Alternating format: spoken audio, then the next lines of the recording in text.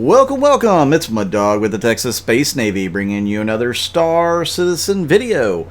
And this whole video is sped up to about 3 times normal speed.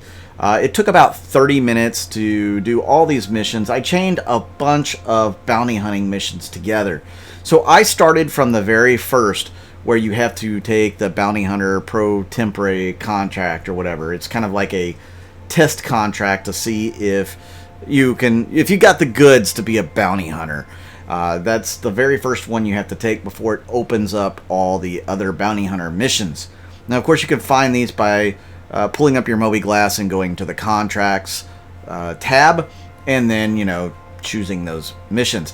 It's probably best to start in the Hurston area, as that's where most of the bounties will be. At least the NPC bounties. Now, player bounties will be just about everywhere, generally mostly towards Grim Hex. That's where most of those hang out. And you can definitely do those. Those are obviously going to be a little bit more dangerous. Now, as far as what kind of ship you should use when doing bounty hunting, so let's be honest. You can do a starter, but you're going to be struggling with a starter ship doing bounty hunting missions. The other ships that you're going against can be quite tough for a starter to bring down. I do recommend a Cuddy or even a Freelancer as one of the better ones. You could definitely do it in an Avenger or even a 300 series and be fine. It's just much easier when you get to the Cuddy and Freelancer size ships. So if you can rent those in game, you can definitely earn your money back very quickly. I was able to almost double my money in the span of 30 minutes just doing these piddly-ante bounty hunting missions. I do recommend that you get the Call to Arms mission as well. That one is going to be, I believe, under the mercenary missions when you pull up your contract list. That will give you bonus money for every bounty you bring in. For every bad guy you take down, you get bonus credits. It can be anywhere from like 500 credits up to a couple thousand. So definitely look to do that before you start taking on these bounties so you can get the extra money. Now, most of the time, you're going to be going against Mustang Deltas, Cutlass Blacks, and on the occasion, you're going to bring out a Constellation Andromeda. Now, I also sprinkle in ECN alert missions. Whenever they come up, I take those. Generally, that's where you're going to hit those Andromedas, but a lot of times it starts out as just the Cuddy Blacks and then Andromedas. Now, in this particular ECN alert, I ended up having to fight 4 Constellation Andromedas before I actually succeeded in the mission. The ECN alerts pay off really well. They're like 10,000 to 15,000 credits, so that's why I sprinkle those in. The bounty missions are going to be anywhere from like 2,500 up to, I think, 20,000, of course, for players. A little bit more than that for players. So definitely something to check out if you're wanting to make some money, and relatively quickly. Like I said, if you get to the Freelancer and Cutlass size ships, you can definitely make a good penny over a short period of time. And as you get better at these bounty missions, you're going to be making 100K, probably 30 minutes, hour, fairly easily. Like, I know I could have made 100K in an hour's worth very easily doing these bounty missions in this Freelancer miss. So you guys could definitely do that. Now, again, you're probably not going to do that with a starter ship. It's possible to do these missions with a starter ship, but it's a little bit slower going because it takes quite a bit longer to take down those ships when you're using like size 1, size 2 type guns. It's just the nature of the beast.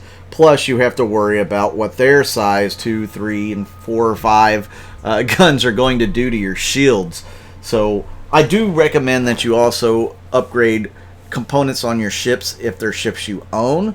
If you're just renting it, probably not. You probably don't want to do that. That'd be a waste for the most part.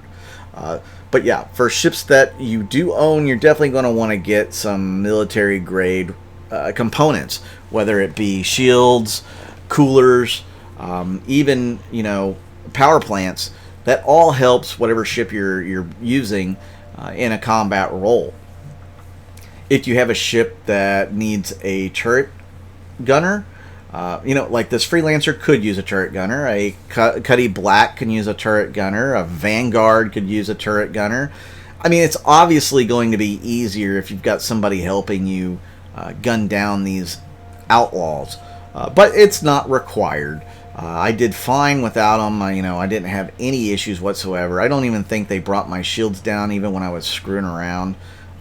So, you know, yeah. You know, if you get in this size ship, the shields should be able to handle pretty much whatever you're facing. You see, I'm actually bringing them down pretty quickly. Again, this is sped up ×3, so, you know, it's not as fast as it looks, but it was pretty fast for a lot of them. Of course, the Cuddy Blacks... Actually, the Cuddy Blacks took longer to bring down than the Connie Andromedas. And some of that has to do with shield holes, you know, because the Connie definitely suffers from shield holes, which evidently are supposed to be there. They're working correctly. It's just the shield technology hasn't caught up with the script that's written to work as is. So, you know, eventually they'll fix some of that. I think they're trying to mitigate some of that in 3.12. So you can definitely look forward to better performance, at least from the Connie Andromeda, as they increase the yaw, pitch, roll, the maneuverability altogether, which will be fantastic news. Now, I used to take the 600i out and just, you know, I called it the 600i of doom, because it had, you know, the size 3 shield on it, which was darn near impenetrable for most fighters and ships, and then it had, you know, those size 5 fixed guns on it, or size 4 rhinos on it in a gimbaled formation. Now, the only thing that I could think in that size range that would be better would be a Connie. But the Connie doesn't have the maneuverability even that a 600i does, so that's kind of a shame. The Connie should, because it's actually smaller than a 600i. But the Connie also carries 4 size 5s fixed, if you want to, or 4 size 4s in gimbaled mode. So why wouldn't you take a Connie over a 600i into a battle?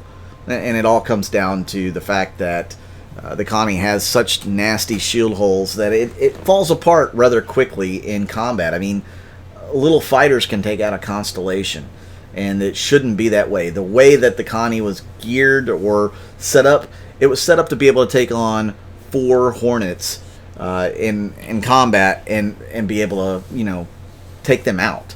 Of course, that's with gunners and everything else in the turrets, but I mean, that ship is supposed to be able to deal with 4 Hornets, and it's not going to deal with 1.